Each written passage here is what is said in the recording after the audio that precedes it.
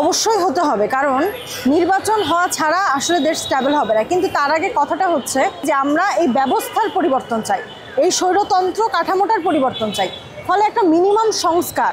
কিন্তু আবার এই সংস্কারের দোহাই দিয়ে অনন্তকাল যদি কেউ ক্ষমতায় থাকতে চায় সেটাও ঠিক হবে না। তাহলে আসলে উপায়টা কি? সংবিধান সংস্কার সভা অথবা গণপরিষদ নির্বাচন দিয়ে তারপরে আপনারা কোনো পার্টিকে আনা যায়, সেটা হচ্ছে গিয়ে সবচেয়ে ভালো সমাধান হবে। আমি প্রথমবার ভোটার, এবার যদি নির্বাচন হয় তো সেক্ষেত্রে আমার ভোটের কোনো অভিজ্ঞতা নেই। আমি বলতে পারি আমি এমন একটি প্রসেসের মধ্যে নির্বাচনটা চাই যেখানে গিয়ে নির্বাচনের প্রচারণার নামে কিংবা নির্বাচনে অংশগ্রহণের নামে কোনো রকম অসামঞ্জস্য নোংরা রাজনীতি প্রতিযোগিতা শুরু হবে না, যেখানে একটা লেভেল প্লেইং ফিল্ড থাকবে।